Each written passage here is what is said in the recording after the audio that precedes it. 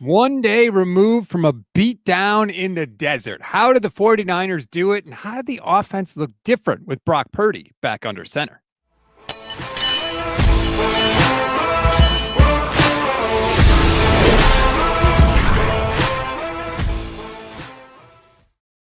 What is good, everybody? Welcome to another Gold Standard podcast. I am Rob Stats Guerrera alongside Vish Kumaran. Vish, happy Victory Monday. I know, it's good to be back. One of the worst Niners victories, I just want to say it out loud, I've had to watch in a while. And the only reason I say this is because not like I didn't love them blowing them out, but the game felt over so early and it felt like the Niners had no highlights and the game was already over. And I do like the highlights, obviously, when the Niners blow someone out. And then second, it just felt like Arizona was playing Arizona for the majority of this game. And we're going to go through it. The Niners defense didn't stop Arizona, but Arizona also didn't score. So Arizona just had the ball for a lot of this game where they were going forward, backward, forward, backward, forward, backward. Niners get the ball, score, forward, backward, forward, backward, forward, backward. But who's complaining, Rob? 7-4, playoff bound. Well, see, okay, I was going to say you started the show on a downer, but you kind of saved it. But I mean, I would agree with you. If I told you the Niners were only going to gain 281 total yards, that they were going to go 3 of 9 on third down, you probably would have been like, I don't know how good I don't know how good they did, but it was a weird game. I grant you that. And if you're new to the show, we're going to go drive by drive through it, break down what happened, the good, the bad, and the ugly. We do it every week on the Gold Standard Podcast Network. So let's get right into it, Vish. And you're right, because the game immediately tilts in the 49ers' favor. Sky Moore takes the opening kickoff back, and literally as he's running, I see the kicker there, and I'm like, oh my God, he's going to run by the kicker, and we're going to have our first kick return touchdown since Richie James. We're finally going to break this streak, and the poor guy gets tackled at the 2-yard line. But one play from scrimmage into this thing, and the 49ers are up 7-0, which is exactly the game script they need if they're going to be successful. Totally. I felt like Sky. Okay, I want to say one thing. This is the only not so nice thing I'm going to say about Sky Moore, but I thought him getting tackled at the 1-yard line was the most Sky Moore thing of all time. Like only Sky Moore would get tackled in that fashion at the 1-yard line. But then I think the other thing is I spent some time on this show. Obviously, like I've never complimented the getting Sky Moore move. And then I've always been like, oh, when the receivers get back healthy, I think Sky Moore will be the one to be half joking. I was totally wrong. Like the last few weeks, it's been 3 weeks in a row now where Sky Moore has proven to be a quality contributor. The 49ers haven't had this sort of return game contribution since Ted Ginn. Like 2011. The consistency in which he's delivering both kickoff and punt returns, it's been really positive to see. So shout out to him for being a contributor, but bigger shout out. The Niners essentially got him because he was going to get cut, and he's now become a real contributor to their football team, and a meaningful one because the Niners have to be good on special teams, given that their defense is the new special teams. Right. Like they need every advantage they can get because their defense is a shell of itself. And this was a huge start for them. They immediately go up 7-0. You can exhale a little bit. Purdy too, right? Right. Exactly. Like a soft landing for Brock Purdy. And then especially because the Niners defense forces the Cardinals to go 5 plays and out. And they get the ball back. And all of a sudden you're like, holy crap, we got a chance to go up 2 scores already. So like you were feeling so good about it. Can we call out one thing? To me, that Arizona drive was most indicative of 2 things. One, Gannon and Brissett said it after the game. Niners fans are just different on the road. Mm-hmm. Like it's a different feeling. Gannon was like, "Oh, when you play the Niners, you know you have to go silent." I was like, "Oh, is that a thing? Is that how people talk about Niners fans traveling?" Okay, I didn't know that was a league wide. You need to know that. But secondarily, Rob, just to give you an example of just how pathetic that display was from Arizona. Like Arizona, no more national television. Let's televise 30 other teams. Let's keep Arizona off. Them and Daryl Johnson can be on their own network where no one has to watch. Rob, how do you have a delay of game on 3rd and short at home? 3rd and short at home, and it's delay of game, and there was nothing different. There was no big substitution. You have a delay of game. That's just horrible. Only Jim Harbaugh's 49ers would be clock managed that poorly. And so that's just one of those things to me that, like, yeah, the Niners rocked, but I don't want to take away from taking this moment to address that Arizona is like pathetic with what they're putting out as a product. Not a professional organization right now. And look, these are the advantages that Niners defense need. It was 3rd and 5. They get to delay a game. It goes to 3rd and 10. Niners need all the help they can get on defense. The Cardinals don't convert. Pat O'Donnell has a 31-yard punt. Remember Pat O'Donnell from his time with the 49ers last season. 31-yard punt. Niners get the ball back on their 30-yard line. And the first pass, Brock Purdy sky mails Christian McCaffrey in the flat, like just uncatchable ball. And I'm like, oh no, is this what we're going to see? Is this Jacksonville all over again? And then, holy crap, Brock puts his foot on the accelerator and it's chunk play to Jennings, chunk play to Kittle, just chunk play to Demarcus Robinson. They go right down the field. Brock cans the play on the touchdown pass to George Kittle. He sees the defense, cans out of the play, and drops a dime in the bucket 30 yards down the field, outside the numbers for George Kittle. Touchdown. Niners up 14-0. And you're like, holy crap, he's back. Oh, totally. Brock Purdy is great on the initial script. It's been a theme for the 49ers his entire time starting. They get to fast starts. He gets to fast starts. It's what he does. Rarely does he get off to slow starts. And this was just an example of it. The drive had great rhythm. It looked like classic Brock Purdy. And then you're right. Touchdown was a great throw to Kittle. No chance for Akeem Davis-Gaither. Like off the line of scrimmage, Kittle beat him so bad. And there was so much space to that back pylon. Great throw and catch. And George Kittle is just so good. On that play, too, if you go and look, McCaffrey is also open deep on the opposite side. Because he got matched up on a linebacker too. So like they totally had stats. I appreciate Brock for choosing Kittle on that one. Yeah. McCaffrey has enough stats. You know, I when I play Madden with them, I like both of them to have a certain amount of stats. George Kittle has 50 receiving touchdowns in his career. 45% of those have come with Brock Purdy as his quarterback. Brock is the only one that can find George Kittle for touchdowns.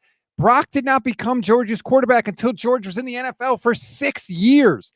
Like everyone talks about Purdy benefiting from the Avengers. No, Kittle has been a huge beneficiary of Brock Purdy. Yeah, and it's almost like this is where Kittle loving Jimmy so much never made sense to me. Because right. When it was the Jimmy-Nick Mullins thing, like Nick Mullins figured one thing out about playing quarterback for the 49ers. Oh, if you throw it to 85, it's kind of a cheat code for your stats. So he got Patrick Mahomes and Andrew Luck stats, you know, throwing to 85, and any game that he would play, he would just keep throwing it to 85. Well, Brock Purdy is the first quarterback that's actually good and has figured that out as well. Like, oh my God, if you throw it to 85, good things happen. And like, holy crap. Like, also, Rob, 3-4 years ago, we were talking about the infrequency of him scoring touchdowns. He's an inadequate red zone target for a tight end. I think I did a thing up to 2020 where, you know, I charted that he had only 7 targets inside of the red zone in his career in 4 years to that point.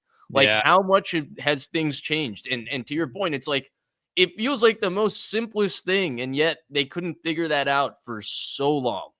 It was infuriating. Strawberry React says Kittle has 8 2+ touchdown games in his career, and 6 of those 8 are with Brock Purdy. I haven't researched that, but I have no reason to doubt you, Strawberry No, React. I believe it too. I'm surprised that there's 2 without Brock Purdy. I can only think of one of them. Benali says Brock started better than he ended the game. Can't help but think the toe feels less comfortable the more he plays a game of pro football. Should we be worried about it if the Niners aren't in an early lead? I mean, I always worry about this iteration of the 49ers if they don't have an early lead, Benali. Look, they've said the toe is going to be a thing the rest of the year. Brock claims he didn't think about it once during the game. Who knows if that's true? Only Brock Purdy knows. I have 2 takes on that. One that's script versus the unscripted part. I think the script was just like money. And I think he was really comfortable with it. That's why we saw that drive be, you know, chunk play, touchdown. Like it felt like they were ready for that and they wanted to do that. My second thing is I think this game was really weird because of how quickly they got up. Like, it was a weird game to call for him on offense. It felt like some of those pass plays were like, oh, let's see if we can get him into a rhythm sometimes, even though we have no reason to call this play that way. And I think that it's hard for me to look in this second half of this game and be like, oh, this is who he's going to be moving forward, because he probably didn't even get the rhythm he would have wanted to get coming back after 8 weeks in this sort of game. I do want to go to one difference, though, with the offense. Do you want to hit this point with Purdy right here on this first touchdown? Like, Okay. everybody talks about the more vertical part, right? Like, that was Cosell's talking point, and we saw it to an extent.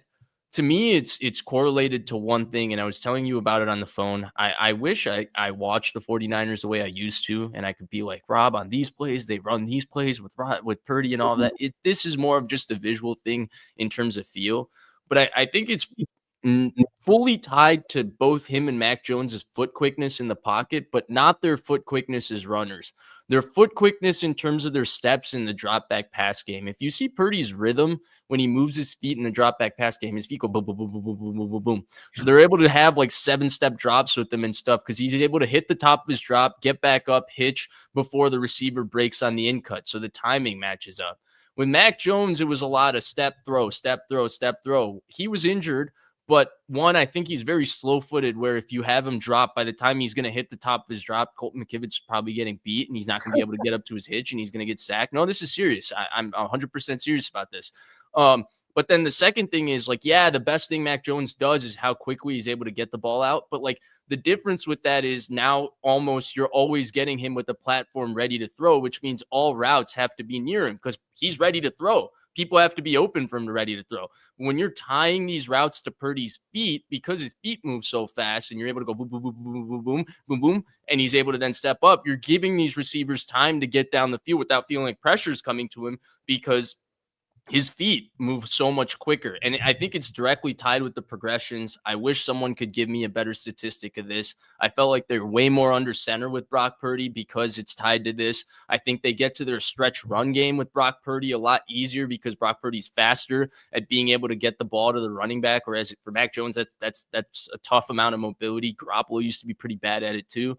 And then the last thing is obviously all the little short boots and the pocket movement stuff and all of that. And the other Brock Purdy point to me, Rob, is, and please respond to this too, is just like Jimmy, this team believes he's their quarterback. Like, that's the other underlying thing that you can't take away from this. Like, there's a different energy to the fact that they don't believe Mac Jones is their quarterback. They believe this guy's their quarterback. And it's just like with Jimmy, it's the simple fact. Well, George Kittle said it after the game. There's two quarterbacks that have elite presence in the huddle. Brock Purdy is one, and the other one he said was Jimmy Garoppolo. So there you go. Throw that away. Brock Purdy doesn't need that. I agree, but like, it goes to your point. Like, they believe in him. Valerie says Mac's feet seemed so heavy when he would drop back. And it's so funny you use that word heavy, Valerie, because there's other people in the chat who literally have used the exact same word to describe Mac Jones's feet. So clearly, I think that there's something to that. Now, let's get back to the next drive. Cardinals are down 13-0 because the 49ers had the extra point blocked. More on Eddie Pinheiro later because he's now injured. This was like the one drive where the Cardinals didn't have a touchdown, and they went right down the field and stuck it in the end zone. Upton Stout, stop me if you've heard this before, gets burned again and commits a pass interference penalty for 30-plus yards by Michael Wilson in the slot fade. And then the Cardinals run it in the end zone on a 6-yard run where Bam Knight is basically untouched into the end zone. Yeah. Okay. Can we talk about something with this defense? Like, we can bring up the coverage stuff with Upton Stout. To me, the worst thing Upton Stout does is tackle in the open field. He's horrible at if somebody has a running start on Upton Stout, they will juke Upton Stout out. Upton Stout is whiffing. Upton Stout is hitting air. And the Niners are just a bad tackling team now, Rob. And it doesn't look as bad as it does because they put in high effort into tackling, and eventually 4 Niners get around the ball. But the number of opportunities they miss to bring the guy down before 4 of them swarm around the ball is nuts. And this drive was an example of it. They couldn't cover Michael Wilson the whole day. They couldn't even get near Jacoby Brissett. And you want to talk about rhythms of quarterbacks in the pocket? If Purdy's boom, boom, boom, boom, and Mac Jones is boom, boom, boom, Brissett is boom, boom. Like, he's very slow, okay? And they were not getting near him. No, to illustrate This the point, defense is rough. 57 dropbacks for Jacoby Brissett, 13 pressures, and no sacks. So everybody in the world knew the Cardinals were passing because they were down by so many at the end of the game, and they still could not get there. So that goes to your point exactly. But the Cardinals go down. They get the touchdown. Congratulations, Arizona. When they didn't get penalties, they actually looked somewhat competent. I was extremely frustrated by the Upton Stout thing. Niners get the ball back, and I'm sitting there and I'm like, all right, we have to score here because if we give them the ball back, our defense is not going to be able to slow them down. Unfortunately, the Niners tried to give Brian Robinson a couple of carries, which this was interesting, Vish. This was like the one game where the Niners ran the ball well, but it was only Christian McCaffrey that ran it well. Brian Robinson didn't really have a good day rushing. And normally it was like, no, everybody ran it well. This was the first time that didn't happen. Robinson did not really look like anything special. The Niners go 3 and out. They punt. And here come the Cardinals. Pearsall sighting. That was his one sighting of the game. Yeah, his only catch went for 0 yards. They punt the ball, and of course, the Niners special teams, who have been really good this year, but they give up a 40-yard return to Greg Dortch. The Cardinals start the ball at the Niners' 44-yard line, and I am like, I can't believe this is how we're going to give up the lead, is off this stupid freaking special teams play. But once again, Cardinals get a false start after a 3-yard gain on first down. They throw incomplete. Then on 3rd and 12, Niners just give up a short completion, but make a tackle. And Arizona has to settle for a 58-yard field goal, which is no good. And all of a sudden, it's the 49ers who are in the driver's seat because they're starting at their own 48-yard line. That was a pivot point in this game. Totally. And for the Niners, field position was a big part of their early success. From the first kickoff return to this moment, it made a big difference for them to jump out on a team which was asking for the Niners to give them a reason to quit. And the Niners were like, okay, we'll go up 28, 7 and give you that reason or whatever. Did they go up 28? 28, right? It was a lot. I don't remember the biggest lead got to 28-10. Oh, no, 10. They got to 10 before. Okay. I thought it became 28-10 after they was 28-7. My bad. It was 35-10. Ultimately. Oh, yikes. Yeah. You're right about the field position. As Josh Dubois pointed out, the Niners' average starting field position of 47.3 was second highest for any team in the last 3 years. The Bears started on average at 49 in week 4 this season against the Raiders. The Niners were in advantageous positions all day. Yeah. How many people do you think are getting fired from the Cardinals? Let them stick around another year. What can we say? It's got to be one of those things, right? Like, I swear Mara watched Dayball, and part of the reason why he fired him after the Niners game is he had to look at Kyle Shanahan and say, that's not Kyle Shanahan. I'm like Kyle Shanahan, so I'm going to put that out there. And by the way, I think for the record, I was telling Rob this on the phone earlier. I want to just put this out there for the record. I think the Giants or the Jets with better marketing, I think they're equally crappy as an organization. I think Mara's a terrible owner, but that aside, I do think that Mara probably was sitting up in the booth wow, they're fully injured and they just ran us up and down the field with a backup quarterback that, everybody was saying sucks and Belichick got rid of, and Belichick's Mara's guy. Maybe this Dayball guy ain't it. If you're Bidwell, and I don't think Bidwell cares, but you got to think the same thing looking at what Gannon put out last week. I have so much respect for Kyle because the Cardinals couldn't even line up. They had so many illegal shifts and illegal formation penalty. They couldn't line up. And it was Kyle was signing up, dude, at home. So yeah, I will say that the Cardinals are just not a serious operation. Niners get Michael Wilson, hell of a player though. Imagine if the Niners took him 4th round. Yeah. So San Francisco gets the ball back. It's 13-7, right? It could have been 13-10 or 14-13 Arizona, but they couldn't take advantage of the good field position. The Niners get the ball back with good field position, and this is just a methodical drive. Purdy was taking the short passes, the dump-off passes. He was throwing longer passes, and they go right down the field, and they get in the red zone, and Brock Purdy throws a touchdown pass to Christian McCaffrey. I don't know if you noticed this, Fish, but afterwards, McCaffrey is pointing to his head, and he's pointing at Purdy, and it's he was giving him credit, basically, you saw it, you saw something. And Eric Branch, I think, had an article about this, the breakdown, is that basically Christian McCaffrey is supposed to run a different route, a more complicated route. But as the play develops, Kittle basically just bashes into the guy that's supposed to cover McCaffrey. And so Christian is running out and there's no one around him. And if you watch the film, he actually Purdy sees it with him. Yes. Christian McCaffrey puts his arms out to his side like, holy crap, there's nobody around. And Purdy sees it and throws it to CMC, and it's a touchdown. And everybody's sitting there like, oh, Kyle Shanahan is such a wizard. But it really was just Purdy seeing something develop on the field in real time. And it's amazing to me, and not just Brock, but all these quarterbacks, they have so much stuff to worry about. Where's the play going? Shifts, motion. What's the defense doing? How is the defense lined up with the leverage on this guy? What does that tell me about this route and who's going to be open and how much time is left on the play clock? And all right, here we go. Drop back to pass. Oh, the defense disguised it. Now they're rotating. Oh, but look, they screwed up and Christian McCaffrey's wide open. And you have to be able to see all of that and process all of that. And he did. To your point, it's the evolution of, oh, now I know all the elements of doing my job. And then I can actually do my job, which is just playing football and playing quarterback, which means that any other point in my life and career, if I saw open space and my receiver saw it too, I'm going to throw it for a touchdown. So why wouldn't I do it here?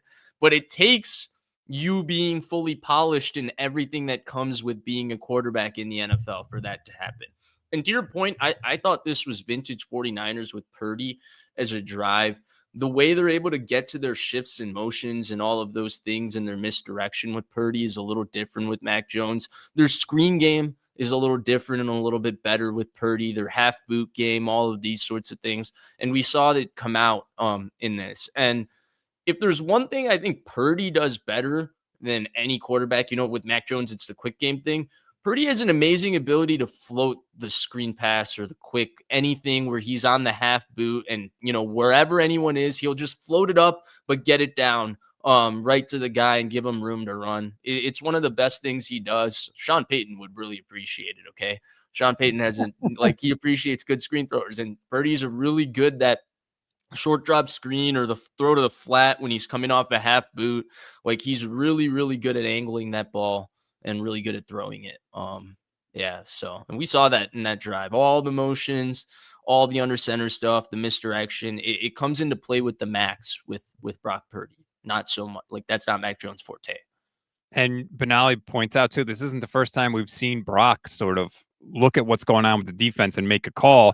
There was that play in Seattle where he throws the long touchdown to Debo and they were like, how did you see that? And I think he said Jamal Adams was flat-footed. And so once I saw that he was flat-footed, I knew Debo was going to be able to run by him, and he did. And I remember talking about that and being like, the fact that he's noticing that as the play is going on, I think you're right. I think it points to when you know the other stuff cold, you're able to observe that stuff. You're able to able to do your actual job. Right. And so it served the Niners well. They go up 19-7, and you're like, all right, we're still in control of this game. The Cardinals missed their opportunity. Now Arizona gets the ball back. They're driving down the field as best they can, but they keep doing stuff to shoot themselves in the foot. They try to run the ball. Jason Pinnock makes a hell of a play and gets a 5-yard tackle for a loss on a running play. Arizona is trying to, throw a screen pass to Greg Dortch, and it's 3rd and 10. They throw the screen to Dortch for 7 yards, and the Niners are going to get off the field, and they get their one penalty of the day. This was the only flag, and it was a stupid 15-yard flag on Renardo Green, who got kind of knocked around by Trey McBride and didn't keep his cool, and he was the second guy to react, and of course, you always get flagged for that. He got a real raw deal with this one, dude. And he got destroyed by Kyle and Robert. Robert Saleh was on the thing saying, get him the F off the field, and it just pans to him sitting on the bench and Darrell Luter coming into the game. You think they watched the film of it and they were like, okay, Renardo, maybe we overreacted a little bit. Well, they pulled him off the field. They pulled Upton Stout off the field at 1.2. I think they were frustrated with him. Like they were letting guys have it. But anyway, Arizona drives down. One thing I want to say with that is if McBride just got away with the block, like the excessive block, and then Green reacted, I'd have been all for it. But McBride does the excessive block, and then at the end gets an open-handed boom right in front of the referee. That's when if you're green, it's like, okay, it's not, he hit me. Like, this isn't just, okay, he blocked me till the end like Richie Incognito and I got a little upset. No. He blocked me till the end, and then at the end gave me a quick love tap. Then Trey McBride has a 28-yard catch because Nick Martin doesn't get deep enough. Nick Martin played 14 snaps in this game. He actually saw the field. Yeah, and how do you think that happened, Rob? Do you think they never listen to what fans have to say about this whole thing? Well, I don't think it. I mean, Tatum Bethune got bent. Linebackers were dropping in this game like flies. Sure. But do you think something changed this week in practice? Like Nick Martin somehow turned it around in their eyes? Right. Yeah, that's fair. But then they call a 15-yard unsportsmanlike penalty on Trey McBride for I don't even know what he did. It was so dumb. Oh, Daryl Johnston broke this down. Apparently, like that, they're trying to remove that first down celebration from the game. Whatever it means. He's terrorizing the youth of America. But anyway, they get backed up, but Arizona's working the ball down the field. They ultimately can't get the ball in the end zone. They try a 26-yard field goal, which is actually blocked by Alfred Collins, but because they're so close to the damn thing, it still goes through the uprights. How did you feel about them kicking the field goal on this, by the way? I wanted to ask you. Well, I was happy. I'm always happy when the other. No. I'm talking from a neutral going for it sense. Oh, it was stupid. Field goals are failures, Vish. How many times do I have to say it? Now, it was 3rd and goal. Well, it was 4th and goal at the 8. So that's a tough, it's tough when it's and goal. But you're the Cardinals. Like, what the hell are you doing? What have you got to lose, right? Like, I would have just gone for it. But hey, thank you, Arizona. You can have the 3 points and we'll get the ball back, which is exactly what happened. The 49ers get the ball back. And Brian Robinson, again, I don't know how he does this, Vish. He had a 40-yard kick return in slow motion. I don't know if coverage units are just so thrown off by the fact that he is moving in slow motion, but he's damn good at returning kicks. I think what you see is slow motion in this current kick era. It's patience, and it actually lets his blocks get set up. It's working, whatever it is. Yeah, I'm trying to give what's working a reason. I don't know if that's the right reason. I'm with you. It doesn't look like it should be happening. Like, nope. When he gets tackled, you're like, wait, he got to the 40? Oh. But unfortunately, the Niners can't do anything with it because, again, they try and hand off to Brian Robinson. He was okay. He got stuffed, or he dropped a pass over the middle. He got 5 yards. Then they tried to hit Pearsall deep over the middle. It was an incompletion. Could have been picked. This was just a bad throw. He threw it right to Jalen Thompson. Thompson got him and actually, to give him credit, Daryl Johnston did a good job of breaking this down.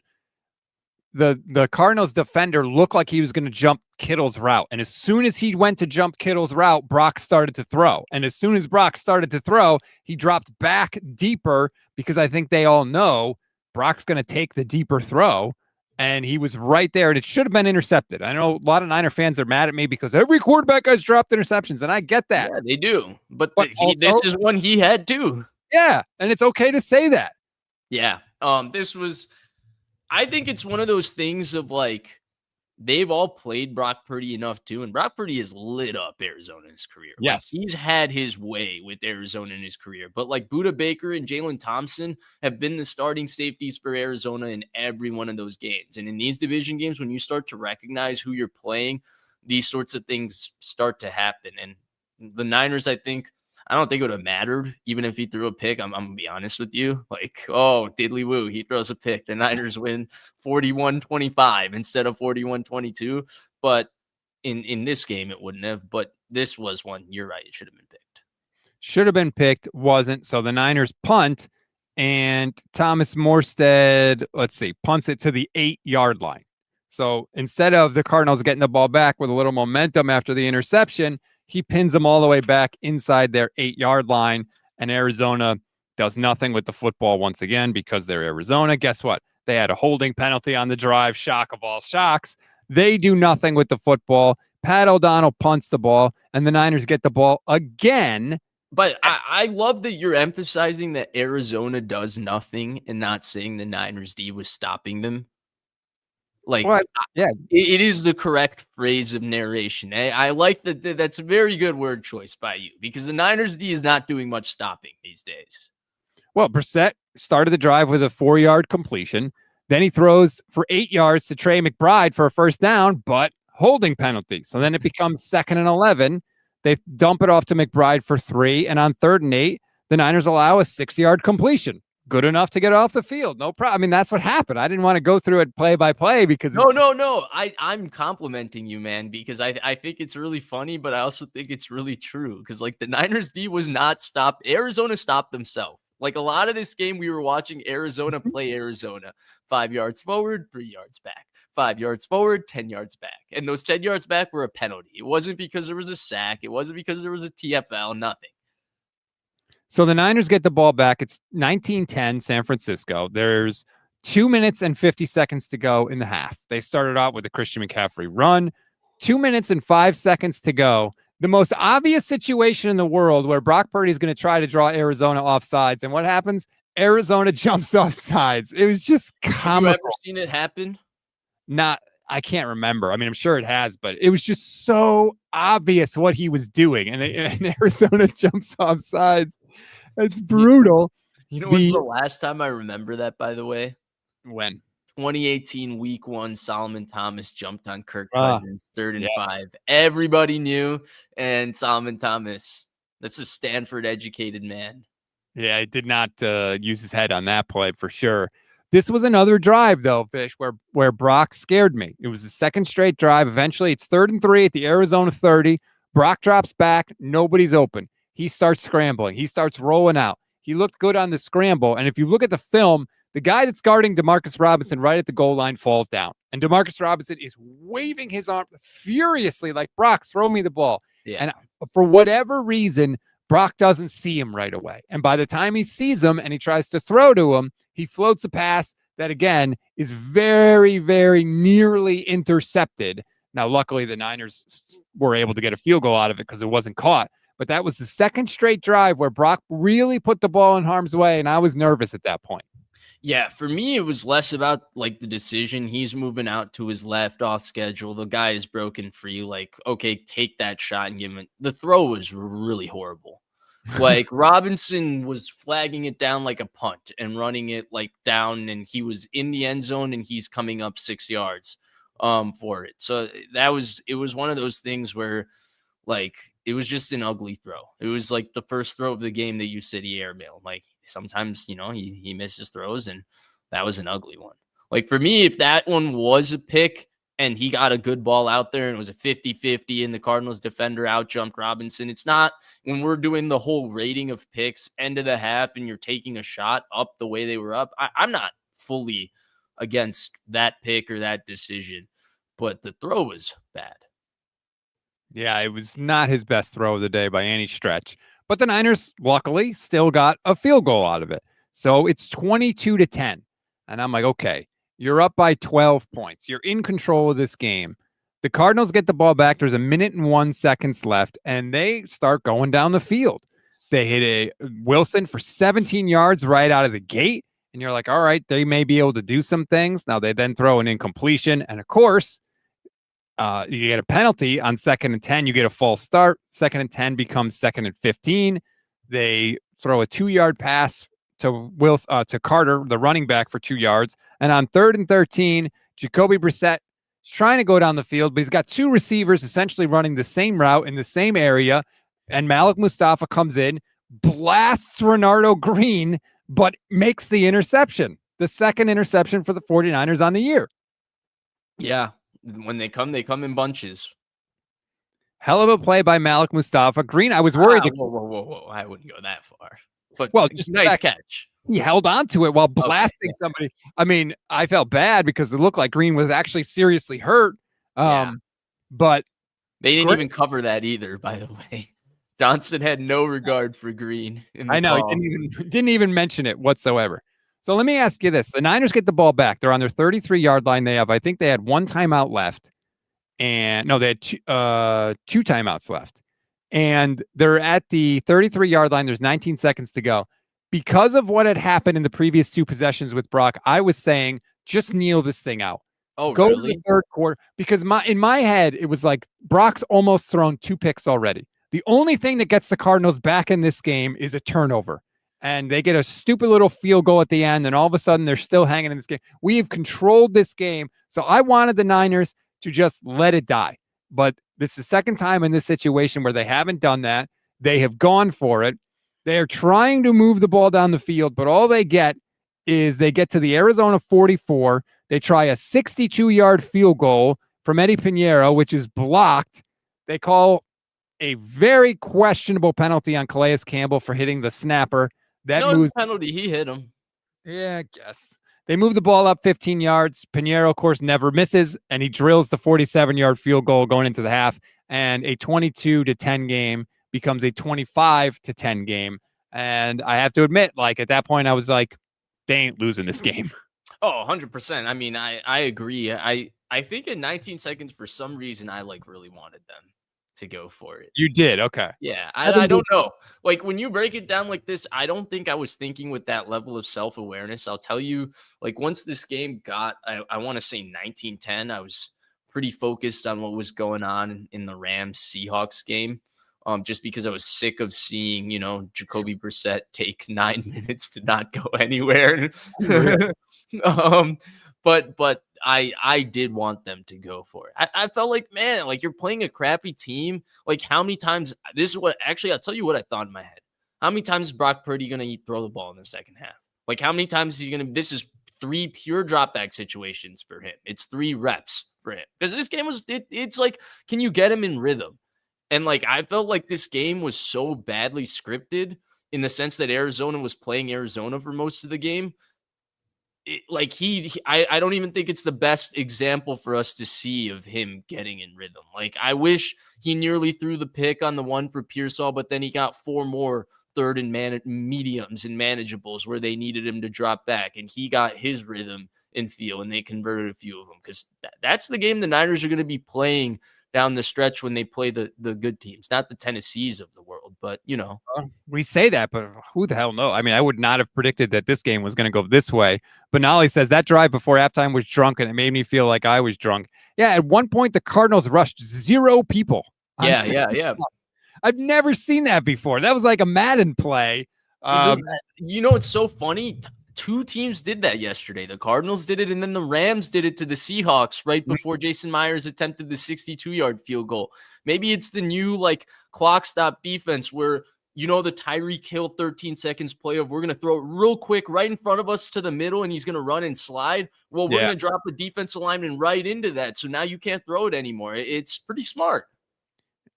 It's definitely weird for me to watch. And then I was like, oh God, please, what are we? I was just sitting there. Don't turn it over. Just please don't turn it over. Don't get hit. Don't do something stupid. But ultimately they get the field goal and they go into halftime and they are up 25-10. And I think we're all feeling pretty damn good at that point. Now we'll get to the second half of this game. But before we do, just want to give a little love to Sleeper. Thank you so much, Sleeper, for hopping in the program. You need to check it out. To go download the app right now. It's fantastically easy to use. They have news updates on there. You can do picks. You can do fantasy. Anything you want to do, you can do it easily and quickly with the Sleeper app. I highly recommend you go and check it out. And if you get your picks right on stats like touchdowns, passing yards, receiving yards, you can win up to 1,000 times your money on Sleeper. Sign up and you'll get a free $20 entry for a limited time.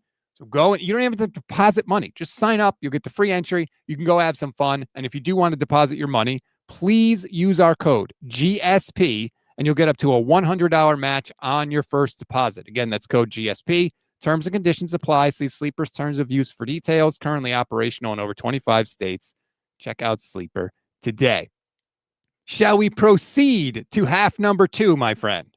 Yeah, I got to say, as I always, dude, you got really good at that. You're like Brock Purdy now. You're like analyzing, whether Jamal Adams is flat-footed while you're doing the read. Hey, it's kind of my job.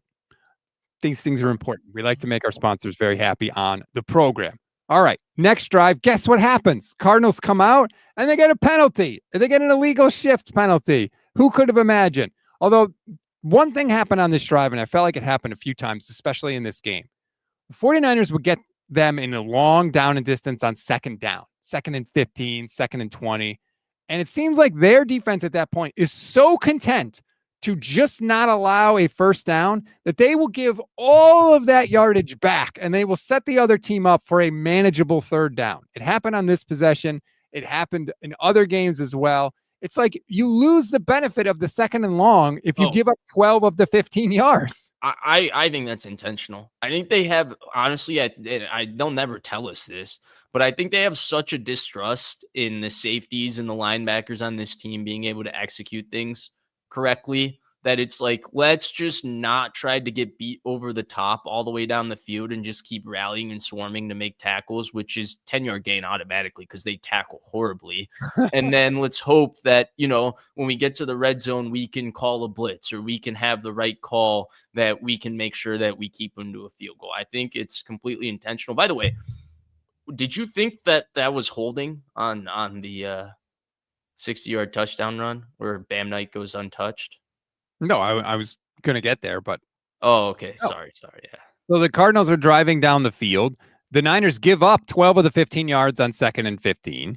They give up a 2-yard play on 3rd down. It's 4th and 1. The Cardinals decide to go for it because they're already losing by a bunch and they're the Cardinals. So why the hell not? And Bam Knight runs for a 60-yard touchdown. And I'm like, I cannot believe that we have allowed this. All of a sudden, it's 25-17. It's a 1-score game. How are we still doing this? And then, boop, I see the yellow flag on the field. They say it was a holding on, of all people, Nick Martin, who has barely played. I thought it was a very suspect holding call. I think it easily could have been not a holding penalty, and the 49ers were extremely lucky that it was because not only did it take a touchdown off the board, it also took the ability of the Cardinals to go for it on 4th down away, and it went from a touchdown to a punt. Totally, and he was pretty much untouched. Like, this was probably the easiest 60-yard touchdown run you're ever going to get. And to me, I felt like Nick Martin just got blocked on that play. Like, I thought he just got moved. That was being honest. But, it's one of those things where it's like, did a part of me want Arizona to score in that position so I could see the Niners offense a little more and maybe get a couple more highlights? A little bit. Are you serious? You're rooting for the other team to score? Not rooting for them to score, but had it not been taken off the board, I'd have just been like, okay, bet the Niners offense are not going to throw it a little bit, they're going to try and score, that sort of thing. I wasn't rooting for Arizona to score, but at that point when he ran it 60 yards in, it was like, oh, like, okay. But then when they removed the score, it's like, obviously you're happy. But it's one of those things. Hey, I like highlights. What are you going to remember about this game? We had one touchdown throw that was a real highlight. Maybe the second Kittle went, okay. Dude, I don't care if the Niners only score because the other team gets a safety because they fumble the ball in their own end zone. Like, what? I don't care about highlights. I care about wins, and I don't want my team. I care about wins with highlights. Oh, God.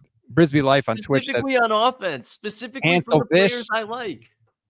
A lot of people disagree. They think it was an obvious hold. I feel like, okay, we can.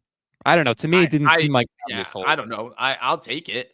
Yeah, right. Well, apparently you won't. Apparently you wanted it to be a touchdown. No. If they didn't call it, okay, it's not like it would have hurt me in that moment. Like any other 60-yard touchdown in any other game, I'd have been like, holy crap, I'd have been upset.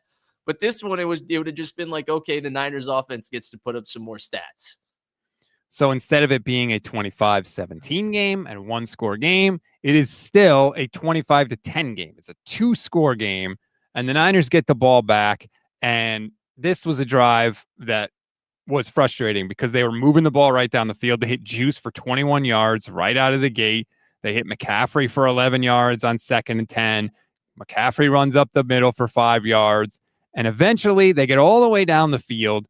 They get to 2nd and 5, and Brock cans the play, and he throws a screen to Christian McCaffrey. And if you could see the all 22 on this screen, there is one guy that even has a prayer to bring down Christian McCaffrey, and it was Cody Simon, and he makes the tackle.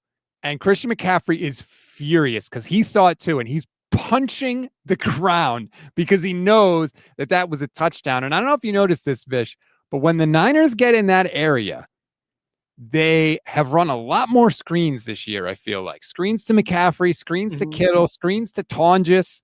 And it's something that Kyle has consistently done, and he seems to have a good feel for when to call it. Now, this one didn't work out, but it was there. And all the pocket movement stuff and the under center stuff that you can do with Purdy creates misdirections to set these up better and a little more consistently, right? Like they're able to get to these sorts of plays in the flow of their play calling with Purdy pretty consistently and easily when he's the starter. And I agree with you. I actually thought Christian McCaffrey was the reason that he got tackled. He had 3 blockers in front of him. Yeah. And yeah. Which we've seen him do a couple times, I think, this year, and we've come on this show and been like, hey, I don't want to I'm not saying I know what he saw in the open field, but to me, it felt like he didn't follow his blocker there or follow where the space was. But again, who knows what he saw in that moment? But yeah, there were 3 guys in front of him. One guy, this was hit your head on the goalpost. This was pad your statistics. This was. Benali says, incredible tackle, sick play from the Arizona defense that did very little of everything else. See, I don't think it was that play. I think Christian McCaffrey almost ran him away from the blockers.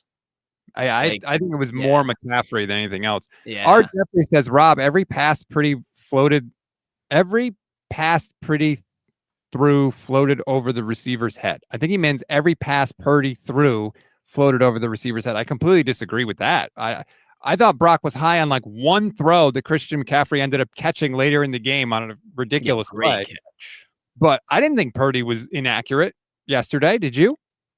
No, I think everybody wanted to have a resounding opinion on the game yesterday from Purdy, but it really wasn't the game to have a resounding opinion on Purdy. I think you could really say 2 things. He looked healthy enough to operate from the pocket and throw the ball, which was not something he did versus Jacksonville. I still felt like, and maybe I told you this, right? Maybe his toe is healthy enough where if you put him on a side field, he's running as fast as he usually runs. I don't know. Maybe that's why they put him back on the field, but he definitely doesn't have the same confidence in his foot to just, oh, somebody's coming at me, I'm just going to go and just hit my top speed on a dime. I felt like there were a couple of times yesterday where he would have run away from someone where he didn't. But besides that, what's really the take or opinion? That wasn't the kind of game that, you sit there and have yay or nay on the quarterback. And I think people were waiting. And so that's where a lot of these opinions are coming from. I don't know where you stand, Rob. It wasn't like he was bad by any means, but it wasn't a game where he could have been great. They just didn't ask him for great. He was good. Well, Fine. He didn't need to be great. That was the thing. If you were expecting Brock Purdy to make all these great plays, he was never in that situation where he never needed to be. In fact, once they got up by the multiple scores, as they end up getting a field goal on this drive, the field goals in that spot don't necessarily infuriate me because you're already up by multiple scores and you're just adding on. Constantly adding on every single time you go down the field. So, obviously I want them to score touchdowns, but when you've already got a multiple score lead and you're adding these field goals, you feel like, all right, we're doing something. We're moving the ball. We're controlling the clock and they're not doing anything. And so you just feel in control of the game. So now it's 28-10. Arizona gets the ball back. They continue to get holding penalties. They overcome it because Jacoby Brissett is just firing the ball at Michael Wilson. He had a 25-yard catch on this one. He had a 34-yard catch on this drive. And right after that, Vish, I tweeted, Deommodore Lenoir is not nearly as good as he thinks he is. And I swear to God, on the next damn snap, Lenoir intercepts the pass and returns it for 64 yards down to the Cardinals' 14-yard line. Yeah. I agree with you, but this was a really good play and a good return, and he went Christian McCaffrey on this return. He cut back for no reason. He goes straight to the pylon. This is a pick 6. He does all the hard work, and then he cuts back and tackles himself at the 6 or 8 yard line. 14-yard line. Yep. The one thing I will say, Rob, that I felt after watching this against Michael Wilson is I'm very nervous for them to have to play Jackson Smith-Njigba a second time because Michael Wilson is kind of like the Jackson Smith-Njigba without Jackson Smith-Njigba. He's like a Walmart version of that in terms of good route runner, great contested catch guy, solid run after catch, and they made Michael Wilson look a little bit like Jerry Rice yesterday. Like, they could not cover him, and they struggled to tackle Greg Dortch too in space. And Greg Dortch is shifty, but the tackling was horrible. Like, it was horrible tackling. And yeah, like, you can say, yeah, we were bent, but do not break. It doesn't take away from how bad the fundamentals are on this defense. And Carolina is going to be a tough matchup. They're going to struggle to tackle Rico Dowdle. They're going to struggle to tackle Tet McMillan. They're going to struggle to cover Tet McMillan. Like, Carolina's not all that good, but this Niners defense is not good at all. He doesn't like to be called Tet McMillan. Just what does he want to go by? His name, Tetaroa. Tetaroa, really? I think that's how you say it. Is this like? I can't think of a good example off the top of my head, but who went by their? I'll come up with one later. Go. Let's just move on. Sweet. Benali says, and I agree, and I mentioned this to you on the phone, Vish, if that Seattle game has to mean something, the Niners are in trouble. That should be their goal, is to do not let that Week 18 game matter. Handle your business the rest of the way here so that game against the Seahawks is not the difference between you making the playoffs or not making the playoffs. Because if it is, it's a very scary place to be. So I have a lot to say on this topic. Do you want to hit this unnecessarily high scoring fourth quarter, or do you want to just call it do you have any like high points you want to hit before we move off of the game and into like a long-term view of what the team's looking like and all of that? Yeah, I mean, look, Brock Purdy throws a touchdown to George Kittle. I liked on that drive, he actually had a couple of throwaways relatively quick and saved himself from getting smacked in the pocket at the same time, because I've been begging for him to do that. And the only other play really that I want to touch on is the Upton Stout forces the strip at the goal line. It's like, this is the Upton Stout experience, man. He makes some bad plays in coverage and you're ready to just completely throw him in the garbage bin. But he also makes that strip at the goal line, which is a great play, and saves a touchdown. And you're like, oh, I can't quit this guy. Horrible from Elijah Higgins, man. To fumble before he on the way in. It was a good play. Keon, it was a great play, but it's one of those things where he's putting an arm out and it's a desperate swipe. You've got it. Come on, tuck it through. Like, this is what I'm saying. Arizona is ruining the product of football with what they're putting out. That's all I'm going to say. Well, yeah, they're going to probably be a regime change there. But the Niners scored the Kittle touchdown. Christian McCaffrey gets a touchdown on another can play by Brock Purdy, by the way. He cans it to the toss. He runs it in. After finally a 20-yard run for Christian McCaffrey. So McCaffrey has a 15-yard comeback that he catches as he goes, like, leaps into the air, makes a brilliant play. They call first down. And then the next play, he gets the 20-yard run on the drive, which the Niners hadn't had all season. And they ultimately finished the drive. And I do agree with this, by the way. They go for 2 because Pinheiro is hurt. And they pass the ball. Why they didn't just run? That should have been Brian Robinson up the middle. Yes, and they pass it and Brock Purdy gets sacked, and I'm sitting there like, oh, God, please, did he aggravate the toe again on that sack? And it's like, why are you passing the ball? Just run it. Doesn't matter if you get the 2-point conversion at that point. Or let Kyle Juszczyk kick the extra point. And I say that in all seriousness. No. He's been getting too many throws coming his way. Like, he got one. Look, he's not Tabor Pepper. Like, Kyle Juszczyk deserves some of his self-importance, but he's definitely given himself way too much self-importance in this whole era of San Francisco football. Like, and being Kittle's friend makes everybody think that you're with Kittle on all of this. But like, George Kittle is like an S-tier 49er when he retires. Mm-hmm. Kyle Juszczyk won't even be on the tiers of grades of people we're talking about. Like, he was a free agent signing too. But okay, I'm who cares, right? Who cares? Right. Nobody cares. So anyway, long-term view. They're now 7-4, Rob. Yes.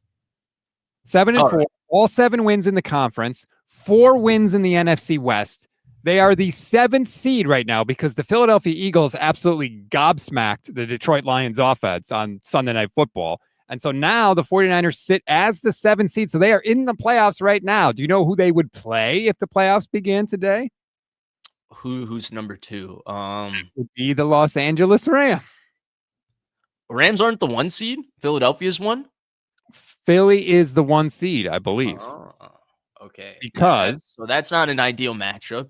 I think there's a few matchups in there where, like, if the offense is not particularly explosive, like, you got to like the Niners' chances, right? Because you feel like the Niners' offense is going to score some amount. But if you're going to say Niners' offense has to go tit for tat with somebody and their defense isn't the Niners' defense, it becomes a little problematic to project that matchup. Yeah, the Eagles are 8-2, but they beat the Rams, so they get the tiebreak. So that's how that is. The Bears are the 3. They're at 7-3. The Niners will see them later this year. Come on, man. Look at the way they're winning. You think this is real? Here's the thing. You could say the same thing about the 49ers, right? No, but like the Niners, like, don't go play the Giants, and then Jackson Dart has this whole concussion situation, 3 quarters into the game, and then a blowout turns into a not blowout because Russell Wilson is so bad. Right? Like that doesn't happen. The Niners like win these games, like the way they beat the Rams and all of that with Mac Jones. Like it's real performances. It's real coaching. It's real backups producing. Okay. It's not flukish. The Bears, total fluke. But all of that aside, Rob, at 7-4 with the way they're set up, and I hate to go to this, but it's part of this. How much you're paying your quarterback. There's no way you can't make the playoffs this year. The 2 teams from their division, they're probably going to make it, but 10 to 11 wins with this schedule should get you in. 10 wins should make you feel very confident. And when you look at Tennessee, when you say, okay, we can beat Carolina and we can beat Chicago, you're controlling your destiny, essentially, all the way through. And you have the Browns in there. Okay, maybe you can't block Myles Garrett. That's a tough game. Let's throw the Seahawks out. Maybe that's a really hard game, division, whatever. We don't even want to worry about that game, week 18. Indy's really good. Let's not worry about Indy. You beat Carolina, you take one of your competitors out, you own a tiebreaker. Same thing with Chicago, and then Tennessee is one of the worst teams in football. To me, this is those 3 games. If they don't get to 10 wins, Rob, and they're not in this conversation, I'm like losing it. This is one of those things where they've set themselves up in such an optimal position despite dealing with everything they've dealt with this year. They're not a Super Bowl contender, okay? But when you look at the rest of the wild card mix, they're just as good as anybody in that mix, okay? Carolina doesn't have a George Kittle. Chicago doesn't have a George Kittle. So, yeah, I expect a lot, Rob. I'm out of the low expectations for the 49ers this year. I'm on the Rob Stats Guerrera side. I'm getting you back on board. 11-2. I'm pulling you guys. I'm dragging you to fun the rest of this year. Look, you have 7 wins right now. So can you get, I think it's going to take 3 more wins to get into the playoffs. Can you get 3 more wins out of Carolina, Cleveland, Tennessee, Indy, Chicago, and Seattle? I've said I don't want it to come down to that Seattle game, so okay, you take them out of it. Carolina is feisty. If they don't get pressure on Bryce Young, that could be dicey. He has put up some good numbers now. I think he's a little banged up, but he has put up some good numbers. They've been really good and they've been really bad this year, but they certainly got pieces. That's not going to be a walk in the park. They got to stop Rico Dowdle. That's the one. The Browns are terrible, and Shedeur Sanders may be starting, and God, he looked not good. But Kyle didn't get reps, Rob. Yeah. Brock Purdy came in with no reps as a 3rd-string rookie last pick in the draft and lit everybody up. But Shedeur is the kind of quarterback that needs to understand the different intricacies of his receivers, how they run routes, how they cut off. He's like a Garoppolo. You know how Garoppolo needed a feel for his receivers? But here's the thing. We know that Jim Schwartz's defense always gives Kyle Shanahan problems. So we got to see what can happen in that. That is, and it's in Cleveland also. Myles Garrett is like one of those like Reggie Whites. He's that. Like you got to deal with. They have no. I mean, Myles Garrett against Colton McKivitz. Like, say it out loud. Like, we're not going to get to see Myles Garrett. Big Trent in his prime, like that. That's best on best. Yeah. Today, Big Trent is going to get 2 sacks put on his head by Myles Garrett, and that's just one of those things where Big Trent might have a good game. It's just Myles Garrett is. Man, dude, man. 15 sacks in 10 games this year. The guy is unfreaking blockable. And have you seen the sacks? It's not TJ Watt sacks. It's not. It's not garbage time BS TJ Watt stat padding sacks. He's beating the tackle, and these are good tackles, and they have no chance with him. It's men among boys out there. It really is. And so there you go. That is the question for this Niners team is, can they get 3 more wins the rest of the way? They certainly can. They can beat anybody, honestly. because I think their offense can be that good. And here is what it is for the 49ers. You need 5 T's in a game. And what I mean by that is maybe it's 4 touchdowns from your offense and 1 turnover by your defense. Maybe it's 3 touchdowns by your offense and 2 turnovers by your defense. They need some Okay, combination. 2 turnovers from this defense. Come on. They need some combination of 5 T's if they're going to have a shot to win the rest of the way. And their offense, I think, especially if Pearsall gets, back up to speed, I think he was, really struggling a little bit to adjust to getting back to playing real football again after missing some time. If he can get up to speed again, they can score with anybody. With Kyle dialing it up, absolutely they can, but they may have to. And that's going to be the question the rest of the way. Yeah. I think another thing with that you brought up is they might have to start taking the ball early, because for them, being up is so important in games. And maybe you take the ball and always set that tone of starting with 7-0 because we trust our script that much. We will execute our script, that sort of thing. The other thing I want to say with that is, like, to me, with how good/bad this team is, you just got to worry about those 3, if that makes sense. Like, you beat Chicago, you beat Arizona, or you beat Tennessee, which is the one out of conference easy game, and then you beat Carolina. You could basically control your own destiny to that 7th seed. And to me, that's what the Niners should be gunning for, just with the way their division played out, who's healthy, how good their roster is. Like, no, I'm not expecting, I think Indy is one of the best teams in football. I think Jonathan Taylor is going to give them 210 yards and 3 touchdowns. It's just what's going to happen. But okay, that's fine. Okay, the Cleveland game is weird. It's out of conference. You got to play Myles Garrett. Maybe he wrecks the game against you because, your defense is fine. It doesn't matter. Carolina, Chicago, and the Tennessee Titans. Those are the 3 games. Put those games in your back pocket. Everything goes into this Monday night to me. And you got to feel it too, because Carolina's never played in a big game. They don't even know that these games are important yet. You have an opportunity for Carolina to not even know that this is one of the biggest games of their season, and you go beat them on Monday night, right? It's one of those things. They're not going to know this sort of pressure, all of that. You're the Niners. You've played in all these sorts of big games. You have the better coaching staff. You should be able to spook them in that situation. In Chicago, the way they're set up, they're going to choke this down the stretch. I'm telling you, man, it's going to get tight because Green Bay is going to get healthy, and Green Bay is going to start playing better football end in November, December with the way they run it and how cold it'll get in Lambeau. People will stop beating them or competing with them in Lambeau. Detroit is going to, be Detroit. They're going to close this season strong. Things are going to get tight with Chicago. No longer can you win these Houdini games against terrible teams that you're barely pulling these games out because the other team sucks. No, it's not going to happen anymore, and they can get them. You're right about, and I do agree, Vinny V says the NFC North is going to beat itself up. I do think you will start to see that a little bit. They haven't played that many division games, too. That's going to change down the stretch here. But also, I do think that I completely forgot what I was just about to say. Damn it. I wanted to get that comment in there. The NFC North was going to beat itself up. I know, and I had something I wanted to say before that, but I saw that comment from Vinny, and now I can't remember.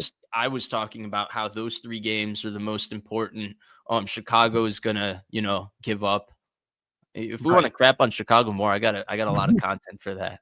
Well, I do think you're right about the Panthers game, though. Plus, you're at home, right? And we have seen Levi's at home in prime time. There's an electricity there, and there is a feeling where I think that is a game potentially where if the Niners can start fast, like you said, and get up a couple scores early, I think it could snowball on Carolina on a young quarterback, in Bryce Young, who, like you said, hasn't had that experience in the NFL yet. I think that could be a game where it just gets away from Carolina if the Niners can come out right out of the gate strong. Yeah, and the way Chicago is winning too, just wait till the weather gets bad out here, man. They're Caleb has been throwing, Caleb throws it in anything, okay, but it's not that accurate. And it's one of those things where once the weather gets out going here, sure, okay, let's see what you could do, Chicago. But Green Bay, when it gets cold out there, they won't lose because people won't go into there and beat them. I don't know, man. Benali said it. Jordan Love still doesn't move me. It's not. Green Bay's not that good, man. They're not that good. For I know Jordan Love makes some crazy throws, They're not that good. I really don't believe in the Packers at all. I don't think of Green Bay as a Super Bowl contender, but if we look at the 7 teams in the NFC that are making the playoffs, to me, Green Bay will be one of them. And I think Chicago, like, I think the way Green Bay is losing is more fixable than the way Chicago's winning can continue. Like, Chicago's winning some bullshit, man. It is some bullshit. Here are the Packers 104-40. Here are the Packers wins on the season. You tell me who impresses you. They beat Detroit in week 1. They beat the Commanders. They tied the Cowboys. They beat Cincinnati. They beat Arizona. They beat Pittsburgh, and they beat the Giants. And they beat the Giants, by the way, when what's his name, or when no Jackson Dart and Jameis Winston is in, and they barely pulled it out against the Giants. Where's the impressive win? Green. I don't think Green Bay is impressive today, but I think Green Bay will get some receivers back and get a little healthier down the stretch. And then they just, like, Green Bay always plays good in December because Lambeau becomes so hard to play it in December. Like, that's not a Chicago thing, if that makes sense. And that's really what I'm relying upon. Like, if you take the culture of those two teams, Green Bay is known to finish seasons a certain way. They finished the season strong last year. Jordan Love had a great finish to the season his first year starting. That, like, these finishes to the season are what build up hype every year that he, ruins, because everybody watches the first 8 games of the year and they're like, where did this hype come from for this guy? Why is everybody telling me this guy is good?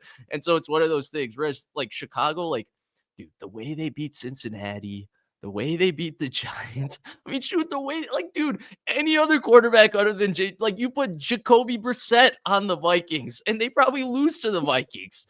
It's one of those things, man.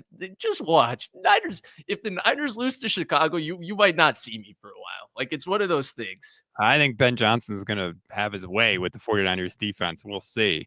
Here's the December don't games. Get me started on Ben Johnson. I don't think there's a guy I despise more in the NFL than that's great. You could despise him, but, like, I think he's going to have something for this version of the Niners defense. Punch him in the mouth.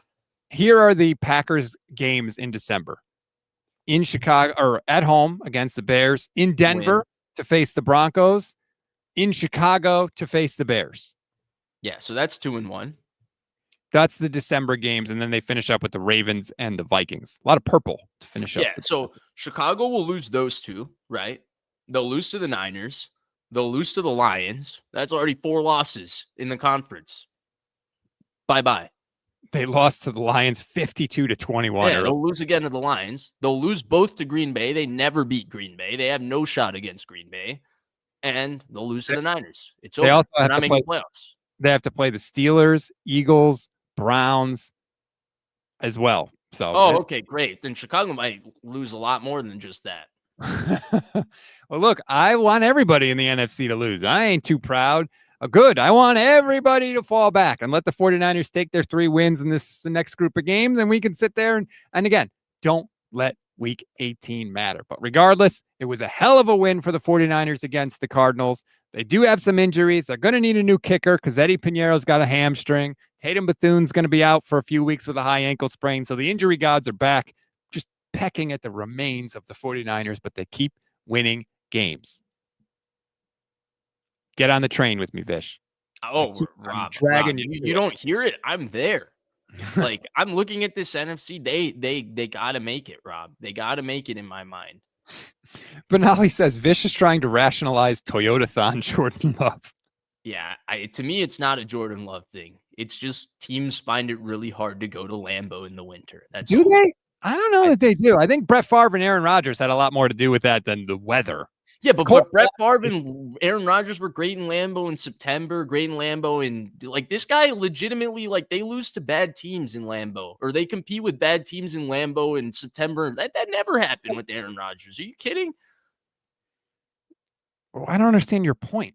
Like, with Brett Favre and Aaron Rodgers, like, the weather might have played a factor, but you wouldn't have noticed it because they were also winning in September. They were winning in October. Like, they were always historically a 6-2, 7-1, 8-0 type team at home. With this guy, it's not like that in September and October. Like, teams do play them close. Bad teams play them well in Lambeau. You then go to December and all of a sudden things change. It's a tough place to play.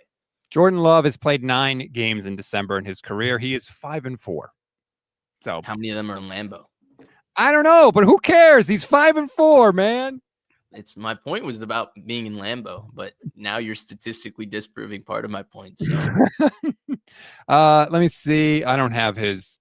We can't find out. Who knows? The statistics might not prove me wrong. Well, he's 16-9 at home in his career. So that's not really overwhelmingly that great, especially for Lambeau. That's what I'm saying, man. I think the Packers are a mid team. Their coach is literally fighting for. They're better than the Bears, though, man. I just think for whatever reason, you don't like the Bears. But regardless, I have many reasons for disliking the Bears. We'll grow up in this place, okay? These people believe in this garbage franchise every year, okay? I should have realized it. I forgot. Vish lives in Chicago, so he's hearing all the Bears hype right now, and all the Bears. It's not hype. Chicago every time. Bears town. This is like Mitch Trubisky with Matt Nagy all over again. They think dude. First of all, they compare Ben Johnson to Kyle Shanahan. Oh God, Johnson is a caricature, dude. He thinks he's trying to pretend to be Dan when he takes off the hat in the post game, and he's like, and then he's like, oh God, I hate Ben Johnson. Oh God, I can't wait for him. He's gonna expose himself. I'm here. This is me and Ben Johnson. This isn't just a 1-year battle. You and I are gonna be doing this for her. Brisbee Life on Twitch says, let the rage flow, Fish. Yes. I will say this. When Ben Johnson got a chance to go up against Kyle Shanahan with the Super Bowl on the line, Ben Johnson's team gacked up the biggest lead that anybody's ever gacked up in an NFC championship game. So I'm not putting him with Kyle Shanahan just yet, but I do think he's a good offensive coordinator. I think he's a good offensive mind in the sense that he has like creativity for trick plays. Mm-hmm. But if you watch the way he calls the game with the Bears, and this is where I think the Dan Campbell effect, and by the way, I was not a Dan Campbell guy originally. He completely proved me wrong. There's a culture to like fully believing in all the things you say. And Dan Campbell set that culture, right? Like Ben Johnson got to call every trick play in the book with the Lions. And Dan Campbell was the one who was, if it didn't work, Dan Campbell was the one who had to talk about it. And right now they're winning all these close games with very questionable coaching decisions from Ben Johnson. To me, the one thing he does well as a head coach is run the football. Besides that, I think his game management kind of comes and goes, and sure, he can pull a play out of his ass, but offense isn't about, can I call a trick play in this moment? It's what are we consistently able to do, and then how am I calling this game from a game plan standpoint? And that's where I think he was a little like lucky that he had Dan Campbell, if that makes sense. And Dan Campbell had so much belief in all these things. And maybe Ben Johnson finds his own voice as a head coach, but I do think this is one of those things where he's probably thinking that his farts smell like perfume because they're 7-3 with some, luck. And this caricature is going to kill itself when this 7-3 could be 2-8 for them. Like that's what this 7-3 is. And next year it will be. I can't wait. Oh, Vish he's alone in enemy territory in Chicago. We will see how it all works out. But until then, we still got to get to Carolina and some other games. Let's focus on that. Handle your business against the Panthers, and then things start to look really, really good.